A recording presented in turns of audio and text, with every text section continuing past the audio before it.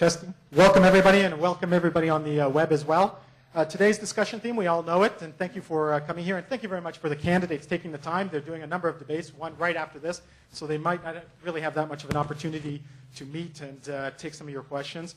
But today's discussion theme, best in business class. So we want to know that small and medium businesses create the most jobs. That's evident. Governments the world over know this and recognize this and are putting forward efforts to stimulate their growth. So what do the candidates have to say? And that's what we want to hear today from them about what they would do to make Toronto a place for entrepreneurship, small and medium business. A quick facts, and I know they're online, but Toronto has the highest small business growth rate at 7.5% between 2008 2009, and a national average is only 2.7%. We have over 240,000 self-employed people, and that's probably gone up since this Stats Canada, considering the economic climate and people losing their jobs and moving to self-employment. It's also, we have 17% of Toronto has the highest rate of self-employment in Canada in terms of that statistic. Toronto serves a constituency of about 300,000 micro-enterprises in Toronto. That includes self-employed and businesses with fewer than 10 employees. So why does it matter? I know the small business people know why it matters, and you're going to tell the candidates why it matters, because Mayor Miller won with 332,969 votes in 2006.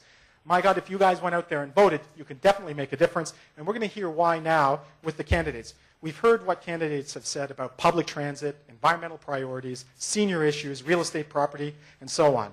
But now, what needs to be done to assist small businesses then?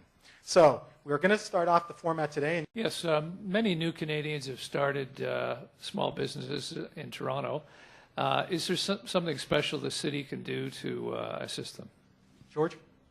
Well, I think that it's a little bit similar to the question that you asked before. I think that the city needs to put itself in a position that it can offer information and support to allow, especially people on a path towards creating a small business, the easiest way forward. So modifying customer service models, recreating, as an example, in the lobby of City Hall, as we used to have that small business center and some of the concepts around business incubation. I think these are things that can be helpful. We want to be able to combine the entrepreneurial spirit with all of the best information possible. I think one of those things that the city has an obligation to do, and the 311 service would be an example of that, is find a way to deliver its services in more and more languages. We know that there are extraordinary entrepreneurs in the Tamil community and all of the and in so many other communities, and sometimes the city is a barrier, and sometimes languages in terms of accessing information are a barrier. I think the way the city organizes itself can be very helpful. Thank you, George.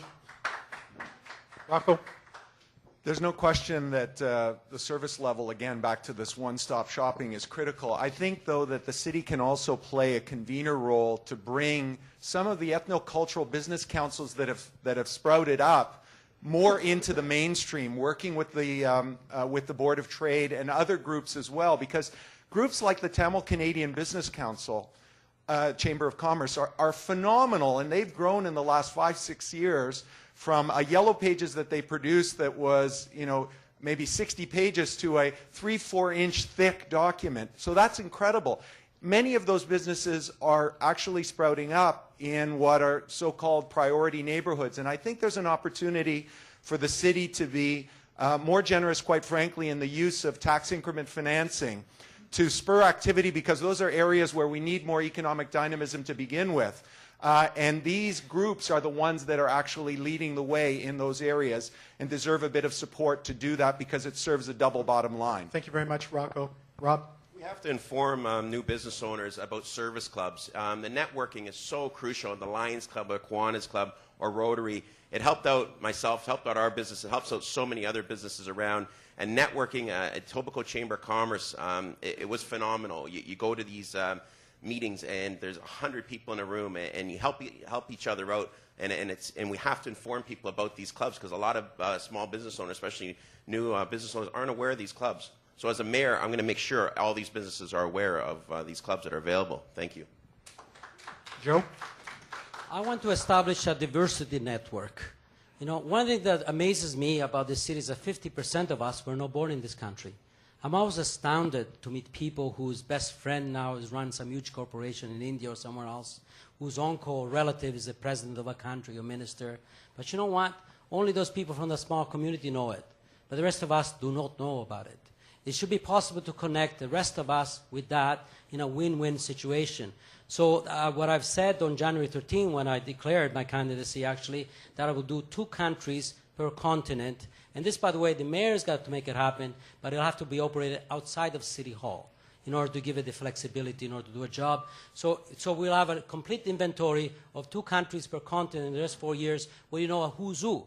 And they will be able to connect each other. Imagine the wealth possibility, enrichment possibility, helping ourselves and people in the mother country. Because we pay lip service to diversity, but we really have not dug deep into it. Well, thank you, Joe. Now, Sarah, and then George, you said you'd like a rebuttal?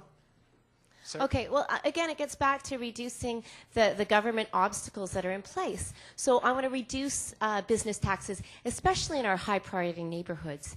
We need to get more businesses there. I've also suggested mixed-use zoning, so mixed-use, mixed-income kind of zoning, so people can start a business and live where they work.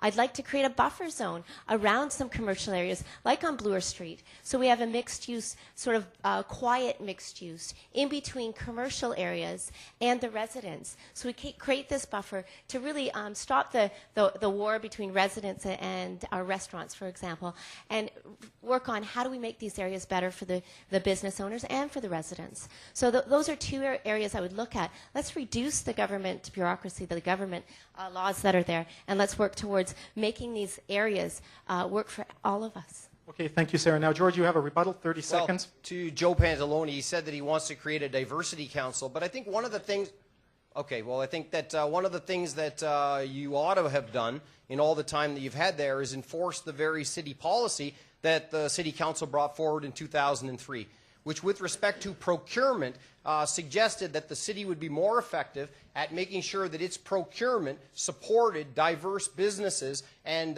including Aboriginal communities as an example. There's been no consistent tracking or reporting on that. It stands as an example of a good policy brought forward, but without any attention subsequently, and okay. I think that deserves effort. Thank you, George. And now Joe, and then we'll go to the next question, unless someone else has. Yes, well, I'm kind of concerned to hear this from the former Deputy Premier of Ontario, the most powerful politician at Toronto and Queen's Park, who has basically left the city of Toronto as a beggar, if you will, by downloading $256 million for transit, $75 million of court services, and $200 million of Ontario housing. It put us in a handicap where really we are not able to do all the work we can do. I think you should be ashamed of yourself, George. You should be ashamed of yourself for putting the city of Toronto. You were unable to do it or unwilling to do it as the most powerful politician of Toronto. Thank you very much.